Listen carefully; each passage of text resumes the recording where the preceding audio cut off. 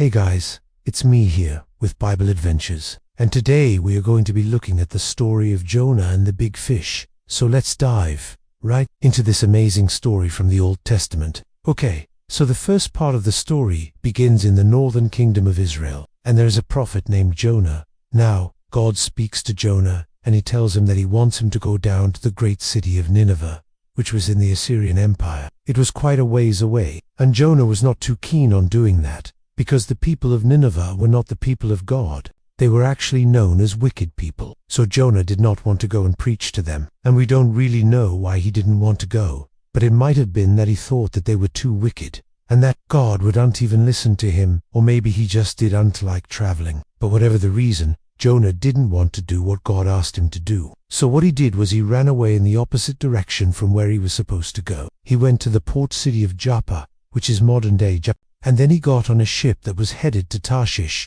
which was far away in the west. So he figured if he traveled on this ship, then he would be far enough away from Nineveh that God would unfind him, and he could avoid going there. Now, as the ship is sailing across the sea, Jonah went below deck, and he lay down and fell asleep. And all of a sudden there was a huge storm that came over them. The waves were crashing, the winds were blowing, and the men on the ship were terrified. They were scared that their ship was going to break apart, and that they were all going to die. So what they did was they cried out to their gods for help. And then they also began to throw things overboard to lighten the load on the ship. They were hoping that if the ship wasn't so weighed down, then they would be able to survive the storm. And they kept throwing things overboard until finally Jonah decided that he needed to do something. So he got up from where he was sleeping, and he went to the top of the ship and he cried out to the God of Israel for help. He said, "Oh, God, it is my fault that there is a storm. Please calm the storm down and don't let these people die because they don't know you.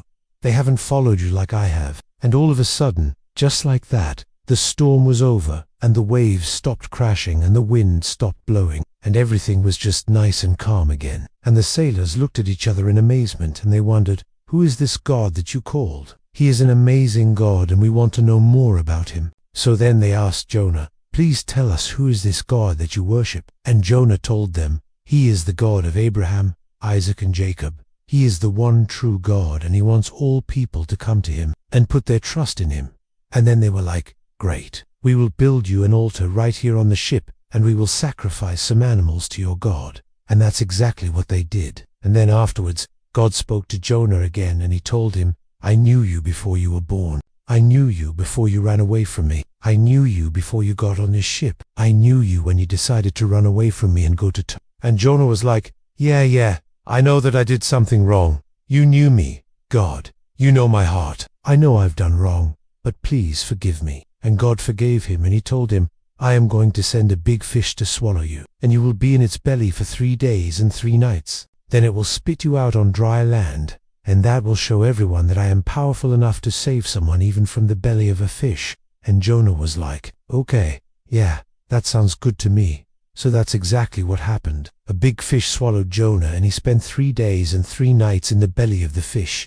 And after that, the fish spit him out on the beach. Now, this is a picture of Jonah and the big fish. We've got Jonah down here, getting swallowed by the big fish, and then coming out of the mouth of the big fish. But now we need to talk about what this means and how it applies to us. Okay, so the first thing we need to talk about is that God can use anything to accomplish his purposes. Even a big fish, right? I mean, I don't think Jonah was too happy about being swallowed by a giant fish, but God still used it to accomplish his purpose. And sometimes, God may allow difficult things to happen in our lives so that we can accomplish his purpose. So whenever we're going through hard times, we need to remember that God has a plan, and he is working in our lives, and he will get us through those difficult situations. And another lesson that we need to learn from this story is that we should never try to run from God. No matter where we go, no matter what we do, God still knows us, and he still loves us, and he still wants to have a relationship with us. So we cannot hide from God.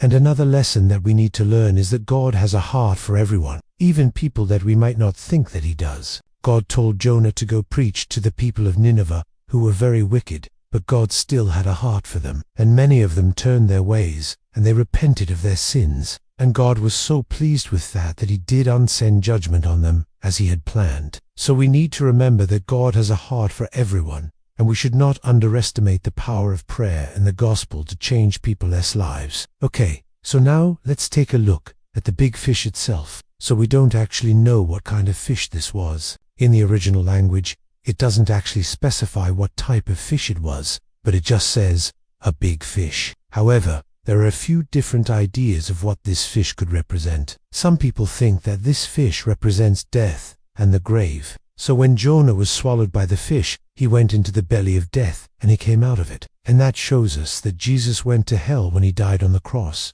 but he came out of hell victorious, conquering death for us. Another idea is that this fish represents the nations of the world that are opposed to God. So the fish swallowed Jonah just like the nations of the world will try to swallow the people of God. But God will always protect his people, and he will deliver them from those who try to harm them. And then another idea is that this fish represents Satan himself. So Satan tried to defeat Jonah and destroy him, but God protected Jonah and used the situation to accomplish his purposes. Now, in history, there have been many different stories that explain this event in a different way. One of the most popular ones is the story of Daniel and the lion's den. In this story, the king made a law that no one could pray to any god but him for 30 days. And Daniel continued to pray to God in his own home. And then one night a lion came into his den while he was praying and it was ready to eat him. But at the last second, an angel of God shut the mouth of the lion and Daniel survived. And this story teaches us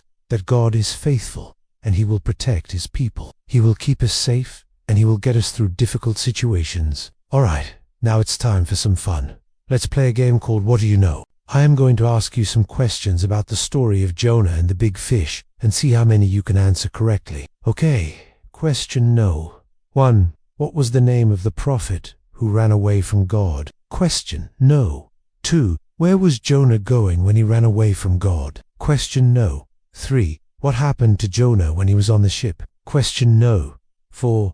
How long was Jonah in the belly of the fish? Question no. 5. What did the fish do at the end of the story? Alright, if you know the answers to these questions, leave them in the comment section below. I'm going to give you a few seconds to think. Think. Alright, here are the answers. No. 1. Jonah. No. 2. He was going to Number 3. He went into the belly of a big fish. Number 4. He was there for 3 days and 3 nights. And number 5. The fish spit him out on the beach. Okay guys, that brings us to the end of our time together. I hope that you enjoyed this retelling of the story of Jonah and the big fish. If you did, make sure to click the like button and subscribe to the channel. And if you'd like to watch another Bible story, you can click the link on the screen right now. Until next time, God bless you and remember, Jesus loves you.